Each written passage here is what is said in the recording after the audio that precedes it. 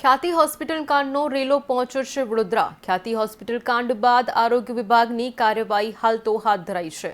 Sunshine global hospital પીએમજેમાંથી suspend કરવામાં આવ્યું છે। 3 મહિના માટે સસ્પેન્ડ કરાયાનું સંચાલકોનું નિવેદન સામે આવ્યું છે। ખ્યાતિ હોસ્પિટલ સાથે કોઈ જ સંબંધ ન હોવાનો પણ દાવો કરવામાં આવ્યો છે। હોસ્પિટલમાં યુનિટ હેડ તરીકે કાર્યરત છું।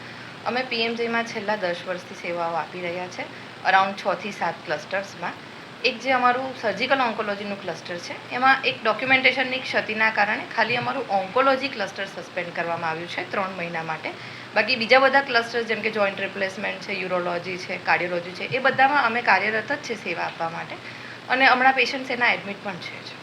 મેડમ, ખ્યાતિ હોસ્પિટલના એક તબીબ અહીંયા આવતા હતા સારવાર માટે, એના કારણે તમારું ઓન્કોલોજી વિભાગ? ના સાહેબ, આ તો અમારું છેલ્લા 2-3 મહિનાથી ડોક્યુમેન્ટેશનની એક ક્વેરી હતી જેના માટે અમારી રાજ્ય સરકાર અને ત્યાંનું જે મેડિકલ ડિપાર્ટમેન્ટ છે એની સાથે કોર્ડિનેશનમાં જ હતા। આ તો ખ્યાતિ હોસ્પિટલના પહેલાંનું જ એ કરેલું છે, પણ આ તો કદાચ ન્યૂઝ સાથે ક્લબ થઈ ગયું હશે એટલા માટે છે।